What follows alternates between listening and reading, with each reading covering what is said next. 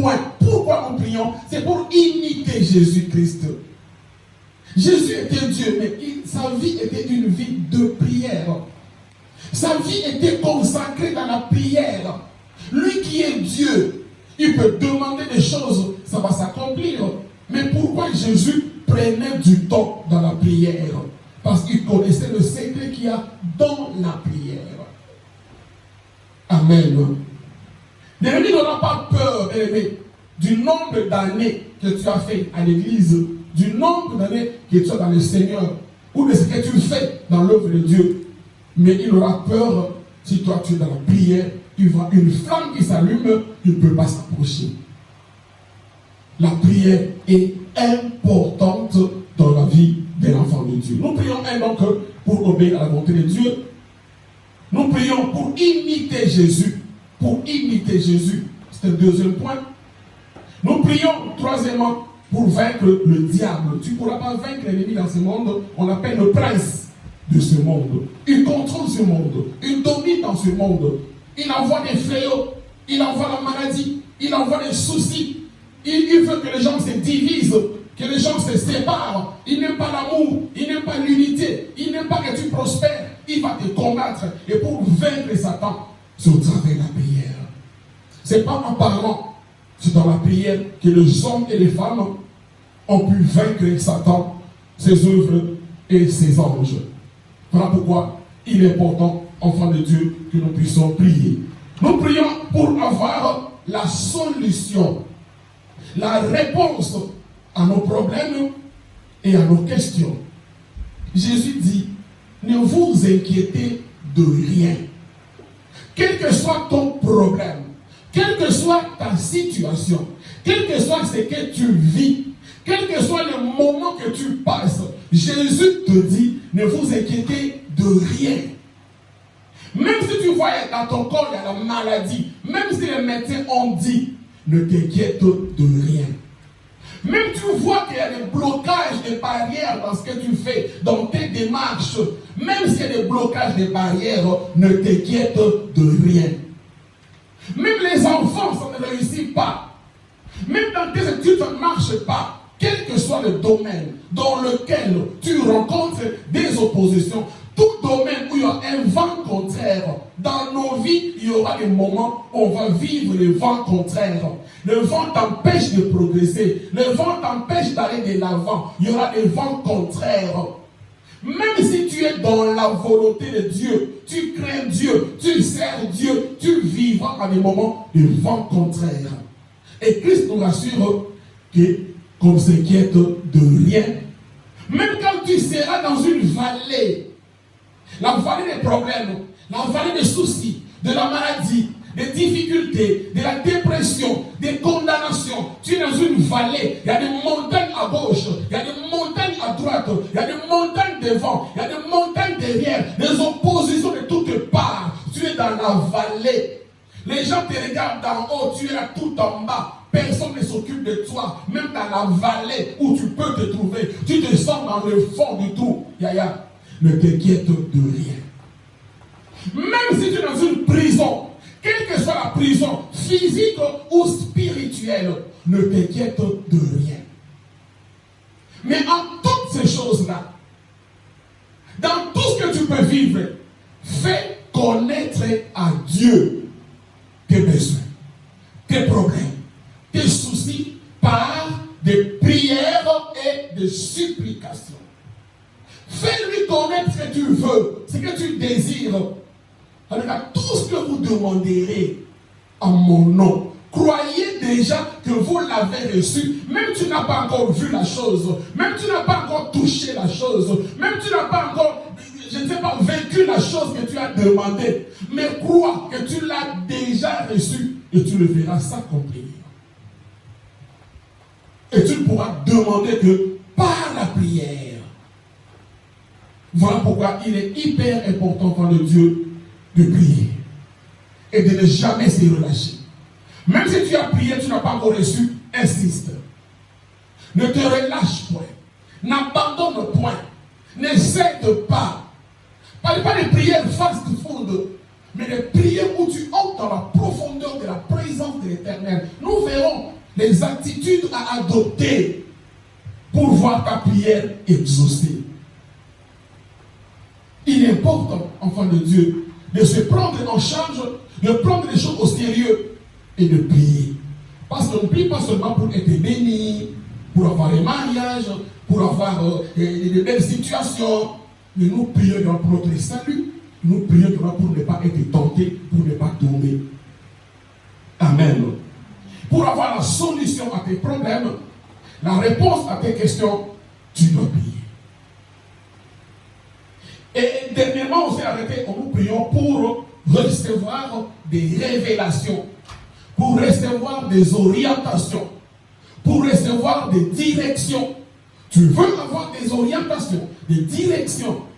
Bien-aimé, consulte l'Éternel. Tu as un souci, tu as un problème, tu veux avoir de Dieu des orientations, consulte Dieu. Amen. J'ai parlé de Daniel, c'est parmi les références que j'ai utilisées. Daniel qui a remporté beaucoup de choses, qui a vu beaucoup de choses à travers la prière. Par la prière, tu es en contact avec Dieu. Par la prière, tu te communiques des choses que tu ne peux pas connaître. Il dit, invoque-moi, je te répondrai.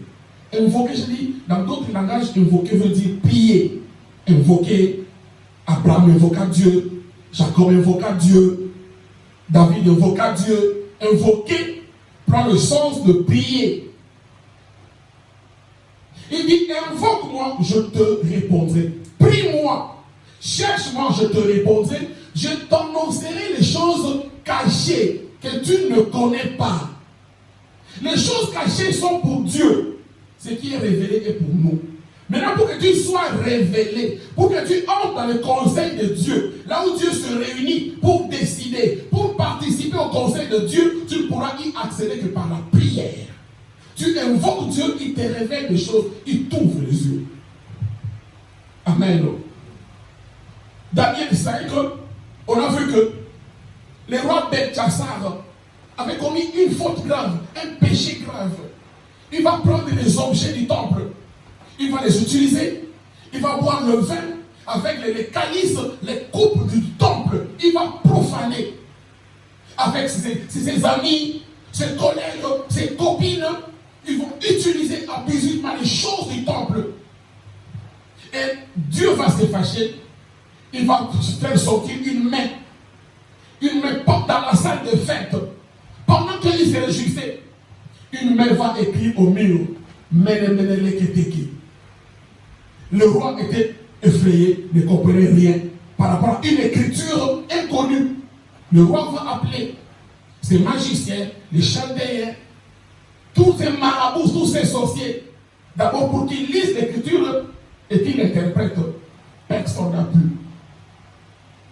Le roi cherchait Daniel, en qui il y avait un esprit supérieur, en qui il y avait une puissance au-dessus des Chaldéens, au-dessus des magiciens. Bien-aimé, si tu es un homme, une femme de prière, Dieu va t'accorder la supériorité sur toutes les puissances de l'ennemi. Tu auras la supériorité sur les magiciens, sur les sorciers, les occultistes, dont tu n'auras pas peur d'eux. Dieu va te donner la supériorité.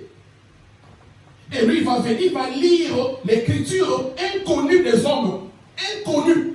Mais Dieu va ouvrir les yeux de Daniel, il va lire l'écriture et donner l'interprétation.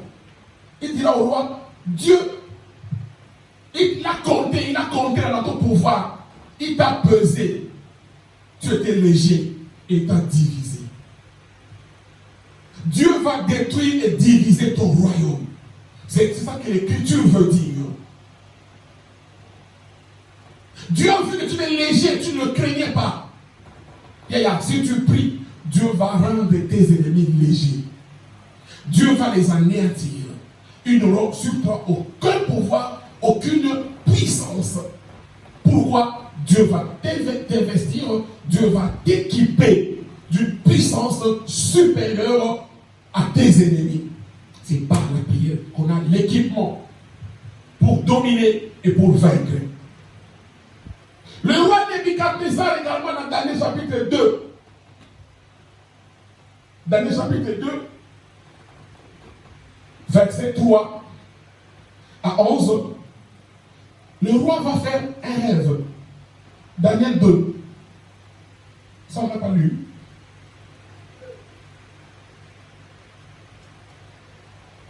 Ouais, laisse ça comme ça. Daniel 2, 3 jusqu'à 35. Le roi va faire un songe. Et le roi va oublier son propre songe.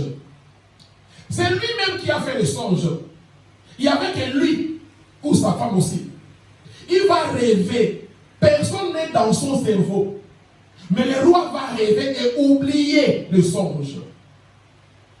Il va appeler ses chaldéens, il va appeler ses magiciens, ses marabouts, ses sorciers. D'abord, pour lui dire qu'est-ce qu'il a rêvé. 2, que ces gens-là donnent l'interprétation de ce qu'il a rêvé, qu'il a oublié. Quelle équation impossible. Les chaldéens vont dire, mais roi, c'est une équation impossible. Les chaldéens répondirent au roi en langue araméenne, ô roi, vis éternellement, dis le songe à tes serviteurs, et nous, on va donner l'explication. Le roi dit, je vous ai dit que j'ai oublié le songe. Dites-moi c'est quoi le songe et donnez l'interprétation. Si vous ne le faites pas, je vais tous vous tuer et vos maisons et vos femmes, tout sera détruit.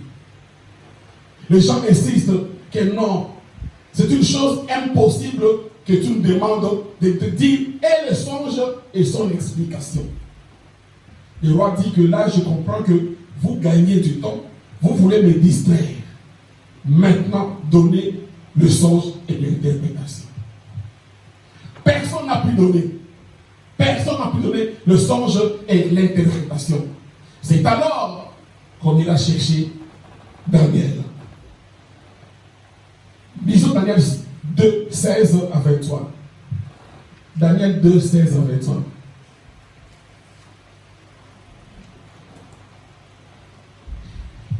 Daniel maintenant sera au courant que le roi a fait un songe et qu'il a oublié. Daniel s'est rendu vers le roi et le pria. Il va demander au roi de lui accorder du temps pour donner au roi l'explication. Ensuite, Daniel alla dans sa maison et instruisit de cette affaire Anania, Michaël et Azaria, ses compagnons. Donc, Shadrach, Meshach et Abednego. Il va leur intéresser de la chose. Parce que leur vrai nom c'est Anania, Michaël et Azaria. 18. Il va parler à Shadrach, Meshach et Abednego. Il va les engager à implorer la miséricorde du Dieu des cieux, afin qu'on ne fît pas périr Daniel et ses compagnons avec le reste des sages de Babylone. Alors le secret fut révélé à Daniel dans une vision pendant la nuit. Et Daniel bénit le Dieu des cieux. Amen. Daniel va aller chercher Dieu. Il va aller consulter Dieu. Il va implorer sa grâce et sa miséricorde pour que Dieu lui révèle d'abord le songe que le roi a eu et qu'il a lui-même oublié. Ensuite, donner l'explication. Il va chercher Dieu dans la prière. Et le secret lui fut révélé. Enfant de Dieu, tu veux connaître les secrets, même les plus profonds, que tu ne connais pas, sois un homme, une femme de prière. Dieu va te révéler même les pensées des gens. Même ce que les gens pensent, Dieu va te le révéler si tu es un homme et une femme de prière. Il n'y aura rien de caché. Dieu va révéler les secrets à Daniel parce que Daniel va chercher Dieu dans la prière. Et il va bénir l'Éternel la nuit pendant la prière. Daniel prit la parole et dit, béni soit le nom de Dieu d'éternité en éternité. À lui appartiennent la sagesse et la force. C'est lui qui change les temps et les circonstances. Alléluia. Qui renverse et qui établit le roi, qui donne la sagesse aux sages et la science à ceux qui ont de l'intelligence. Il va bénir Dieu parce que Dieu va lui révéler les secrets d'un songe oublié et donner l'explication. Comme tu viens, pasteur, mais j'ai rêvé, mais j'ai oublié les songes. Dis-moi ce songe-là et son explication. C'est quasiment impossible. Mais avec Dieu, tout est possible. Dieu peut te révéler des choses cachées. Des choses que l'homme ne peut pas comprendre, que l'oreille ne peut pas entendre, ni l'œil n'a jamais vu. Mais par la prière, Dieu va te révéler même l'état d'âme de ton mari, de ta femme, de tes enfants, de tes collègues, de ton entourage, de tes parents. Dieu peut te révéler leur état d'âme si tu es un homme, une femme de prière. Il n'y a pas de secret pour Dieu. Dieu va te révéler. Il donne la sagesse. C'est lui le maître des temps et des circonstances. Amen. Verset 26 à 30. Déjà 22, continue 22. Regarde 2, 22. Dieu révèle ce qui est profond. Dieu révèle ce qui est profond et caché. Il connaît ce qui est dans les ténèbres. Et la lumière demeure avec lui. Dieu de mes pères, je te glorifie et je te loue de ce que tu m'as donné la sagesse et la force et de ce que tu m'as fait connaître ce que nous t'avons demandé. Vous êtes là? Amen. Verset 23, révisons ça.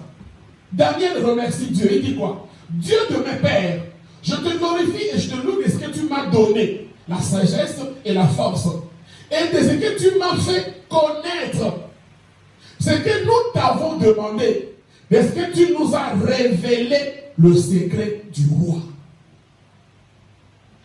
Il va remercier Dieu, Seigneur, merci. Nous t'avons prié. Moi, j'ai dit, par la prière, Dieu va te révéler le secret. Ils ont prié. Ils ont cherché Dieu. Et Dieu leur a fait connaître ce que lui a demandé à Dieu. De ce que tu nous as révélé, le secret du roi. Comment il a reçu la révélation? C'est par la prière.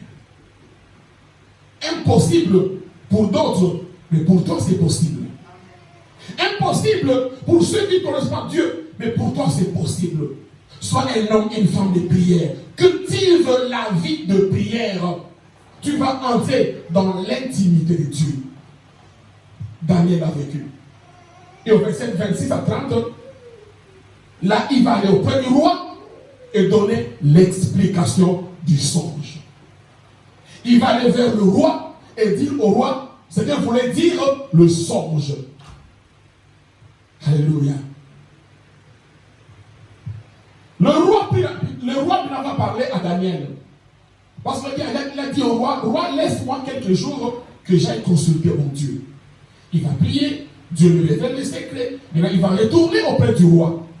Et le roi va dire à Daniel, le roi prit la parole et dit à Daniel, qu'on nomme Belchassar. Es-tu, Daniel, es-tu capable de me faire connaître le songe que j'ai eu et son explication? Daniel répondit en présence du roi et dit, ce que le roi demande est un secret que les sages, les astrologues, les magiciens et les devins ne sont pas capables de découvrir au roi. Alléluia.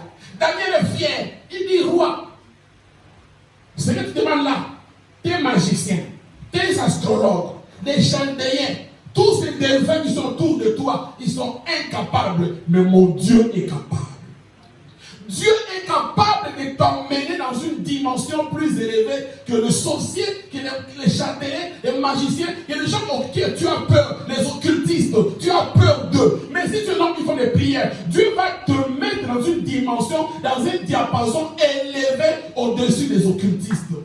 Mais quand tu as peur d'eux, tu paniques. Quand tu entends le mot occultiste, tu es paniqué, tu as peur. Quand on te montre leur signe, leur truc, tu as peur, tu es paniqué. Mais Daniel n'est pas paniqué devant les astrologues, devant les devins, devant les chaldéens, devant les magiciens. Il dit d'ailleurs, roi, ces gens-là, ces chaldéens, ces magiciens, ces marabouts, ils sont incapables d'entrer dans le profondeur des choses cachées. Ils ne sont rien. Ils ne sont rien devant un homme, une femme de prière. Combien on entend des témoignages que le sorcier, des fois, quand ils vont la nuit envoûter les gens, et qu'ils arrivent dans une maison d'un enfant de Dieu, ils n'arrivent pas à y entrer. Ils voient un feu dans sa maison. Ils voient comme il y a le sang dans sa maison. Combien témoignent ça? Parce que celui qui est un homme, une femme de prière est au-dessus des sorciers. Tu n'auras pas peur d'eux, même de leurs paroles. Tu n'auras pas peur. Ils feront des complots, ce sera nul et sans effet. Ils vont se réunir, mais ce sera nul. Faites des complots, faites des projets, ils seront sans effet. Donnez des ordres, ils seront anéantis quand Dieu est avec nous. Si Dieu est avec toi, dans la prière, tu es au-dessus d'eux. Et la paix, et l'assurance. Parle comme Daniel, il va dire le roi. Ce que tu demandes est un secret pour tes sages, astrologues, les magiciens et les devins. Ils sont incapables de découvrir au roi le secret. 28. Alléluia. Mais il y a dans les cieux, alléluia, mais il y a dans les cieux un Dieu qui révèle les secrets et qui a fait connaître au roi Nebuchadnezzar ce qui arrivera dans la suite des temps. Voici ton songe et les visions que tu as eues sur ta couche. Maintenant, il va commencer à expliquer au roi, ce qu'il a oublié. Ensuite, l'explication. Qui peut le faire? C'est Jésus-Christ. C'est Dieu qui peut le faire. C'est lui qui peut te révéler. Comme dit Daniel, il y a dans les cieux, alléluia, il y a dans les cieux un Dieu qui révèle les secrets. Pourquoi nous prions? C'est pour recevoir des révélations. Il y a dans les cieux un Dieu. Le Dieu que tu pries n'habite pas sur la terre, il est dans les cieux. Jésus dit, quand vous priez, dit, notre Père qui est aux cieux. Dieu habite dans les cieux, mais il est omnipotent, il est omniprésent, il est partout. Mais il a pour résidence les cieux. Invoque-le, il te fera connaître les secrets. Amen. Il y a dans les cieux, bien aimé, des fois on est surpris par les événements, par des situations, parce qu'on ne prie pas. On est surpris par des choses. Or, rien ne peut arriver sans que Dieu le révèle. Mais pourquoi on est surpris par des événements? On n'est pas des hommes et des femmes de prière. Nous négligeons la prière. Je parlais une fois avec un frère, parce que moi je préfère beaucoup lire la Bible, écouter la parole. Tu sais, Jésus, il a vécu Satan après 40 jours de jeûne et prière. C'est à cause de la parole. Voilà, moi j'aime plus la parole que la prière. J'ai dû commettre une erreur, mon frère. Jésus était parti prier. Il a reçu la force d'avoir la parole de révélation, c'est la prière. Il a commencé par la prière et quand il sort, il a la révélation de la parole à répondre à Satan. Et voilà, la vie de Jésus était une vie de prière. Et Jésus, lui, est Dieu. Il nous laisse le modèle. C'est la prière. Il a vécu ça après 40 jours. De quoi? De jeûne et de prière. Quand il sort, le corps est fatigué, mais l'esprit est plus fort. Et l'esprit lui révèle des choses et des paroles précises à donner, à dire à Satan. Sans la prière, avec la parole, tu vas tomber. Parce que Satan parle bien. Ève avait la parole, mais elle est tombée. Là, le diable vient. Est-ce que Dieu a-t-il réellement dit? Amen. Il a dit non, Dieu a dit, vous ne mangerez pas. Elle avait la parole. Elle savait que Dieu avait dit qu'on ne mangerait pas le fruit de l'arbre qui était dans le jardin. Elle avait la parole. Mais il n'y avait pas la vie de prière.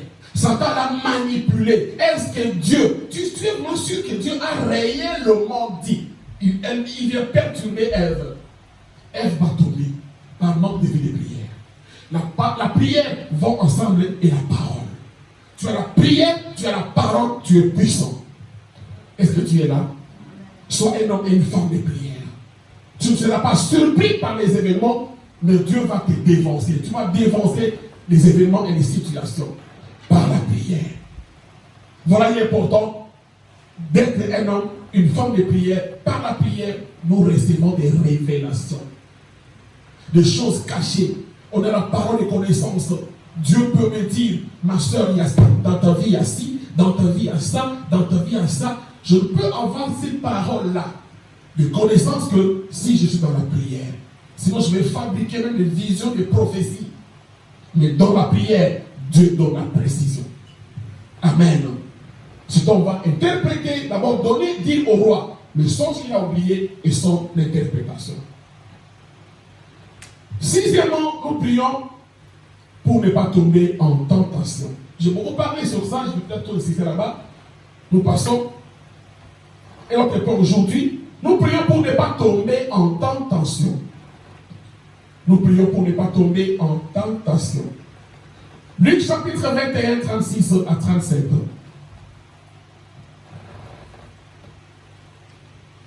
Soit un homme et une forme de prière. Et la force de Daniel, d'abord, c'était un homme qui priait 3 fois par jour. Comme d'habitude. C'était l'habitude de Daniel. Il priait par jour 3 fois. Qu'il y ait événement ou pas, qu'il y ait problème ou pas, Daniel priait par jour 3 fois. Et toi, as-tu une discipline dans la prière? As-tu une discipline? Quelles sont tes heures de prière? Quels sont tes jours de jeûne? Quels sont tes moments d'intimité avec Dieu où tu pries par hasard? Nous prions donc pour ne pas tomber également en tentation. Luc 21, 36 à 37.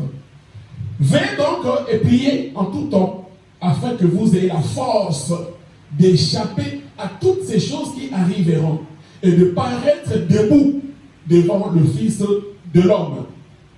Pendant le jour, Jésus enseignait dans le temple et il allait passer la nuit à la montagne appelée montagne des Oliviers. Voilà la coutume de Jésus. La journée, il enseigne dans le temple, la journée, il enseigne dans le temple, et la nuit, il passait la nuit, il allait dormir à la montagne des Oliviers. C'est le verset 36 qui m'intéresse. Jésus dit, veillez donc et priez afin que vous ayez la force d'échapper à toutes ces choses qui arriveront et de paraître debout devant le Fils de l'homme. Dieu dit, dans les derniers temps, il y aura des moments de tribulation, il y aura des moments de guerre, il y aura des moments d'insécurité, comme ce qu'on vit maintenant. Il y a l'insécurité, il y a des problèmes, il y a des difficultés, il y a des barrières, il y a la maladie, il y a la pandémie, il y a des événements qui nous font peur. Tu regardes comment les gens vivent leur vie.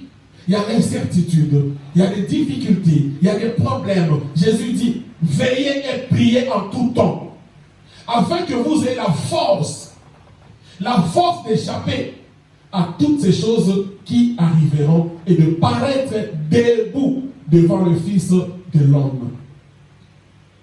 Pour demeurer debout, pour ne pas tomber en tentation, pour ne pas succomber dans le péché, pour ne pas faire le mal, pour rester debout, soit un homme et une femme de prière. C'est pas en parlant au moins, moi même si on me tente, je ne tomberai pas, moi je suis assez fort. Avec là, toi qui es debout, prends garde que tu tombes. Amen. Et pour rester debout, Jésus dit, veillez et priez en tout temps, afin que tu aies la force d'échapper à la tentation, que tu aies la force, alléluia, de ne pas succomber devant les problèmes, devant des moments difficiles, pour y résister la prière. Luc 22, 40 à 46.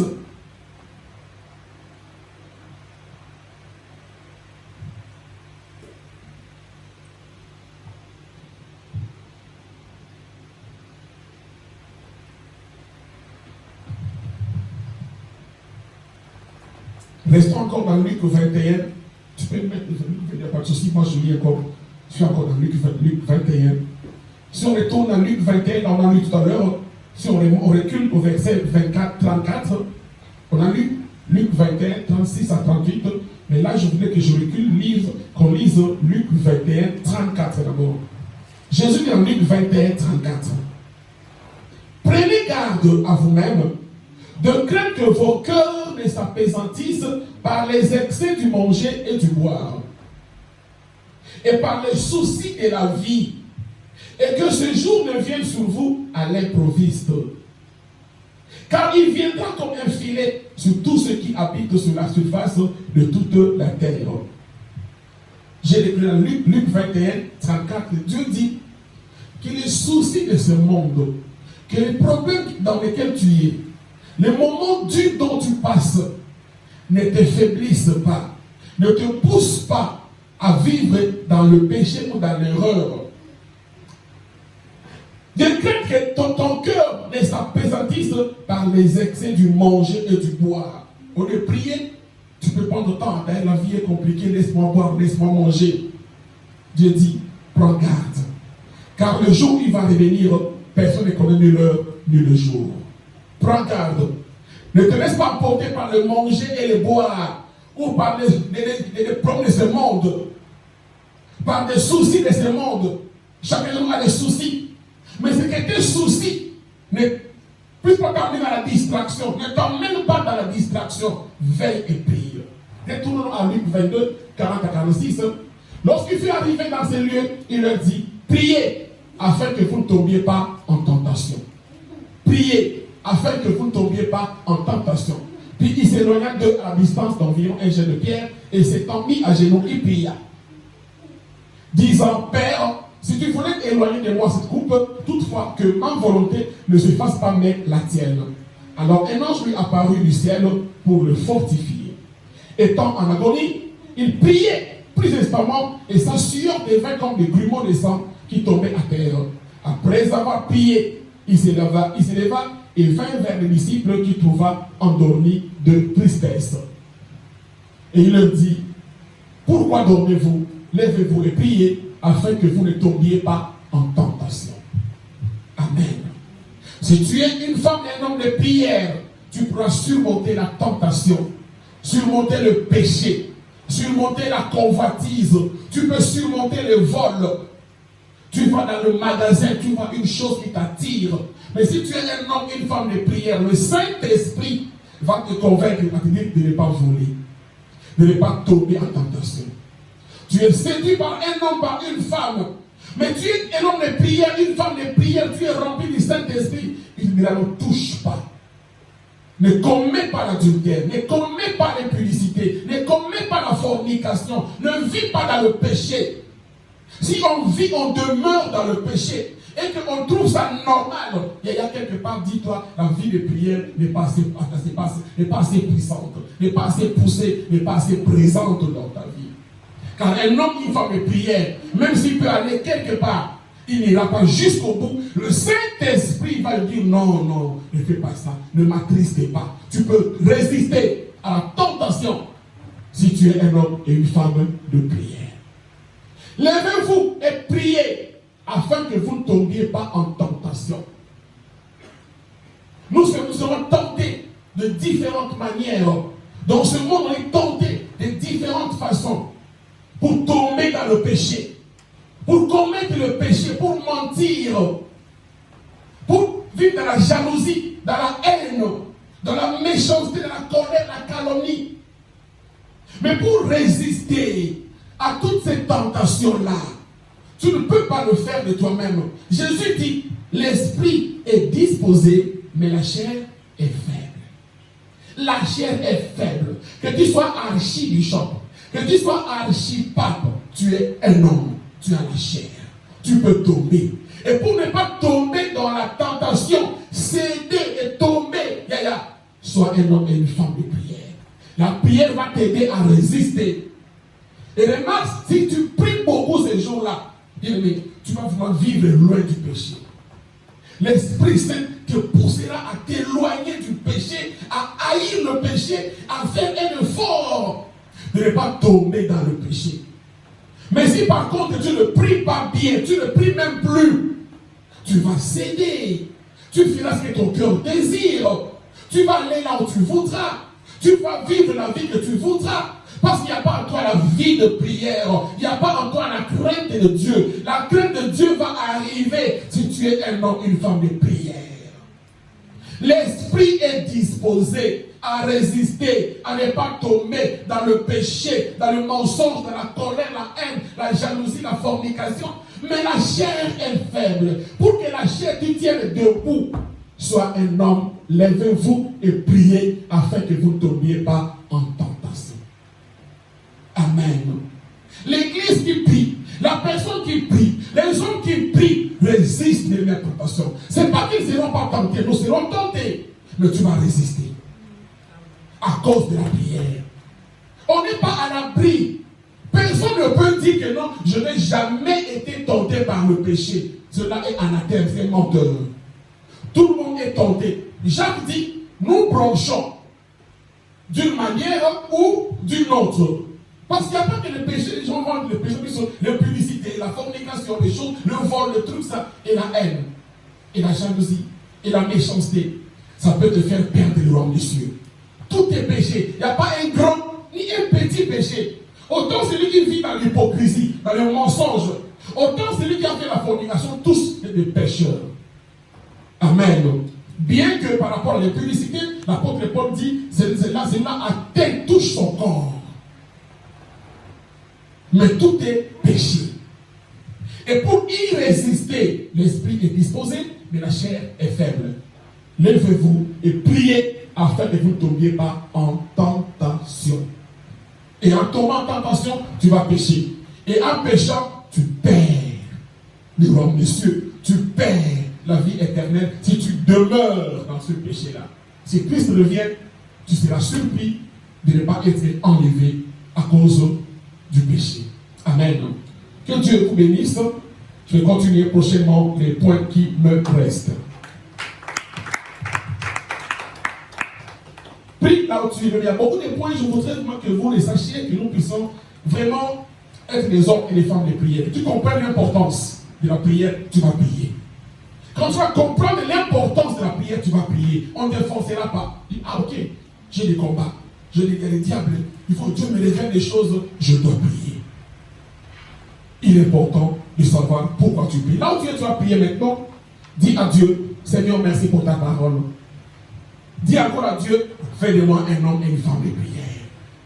Afin de recevoir des révélations. Afin de recevoir des choses cachées. Pour connaître les secrets. Sois un homme et une femme de prière. Pour avoir des révélations, sois un homme et une femme de prière. Pour ne pas tomber en tentation, sois un homme et une femme de prière. Prie là où tu es, dis à Dieu, fais de moi un homme de prière. Nous prions au nom puissant de Jésus-Christ. Alléluia. Oh Dieu Tout-Puissant, Père de gloire. Merci Yahweh pour la parole de ce soir. Que ta parole soit gravée dans mon cœur, Papa. Je veux connaître les secrets. Nous prions pour avoir des révélations. Jésus, révèle-moi les choses cachées dans ma vie, dans mon ministère, dans cette église, dans ma famille, dans ma maison. Oh Père de gloire, révèle-moi les choses cachées, car chez toi, il n'y a pas de secret. C'est toi, le Dieu, qui est dans les cieux, qui révèle les secrets. Révèle à ma soeur, mon frère, les secrets que lui ou elle ne connaît pas. Aide-nous d'être des hommes et des femmes de prière pour ne pas tomber en tentation. L'esprit est disposé, mais la chair est faible.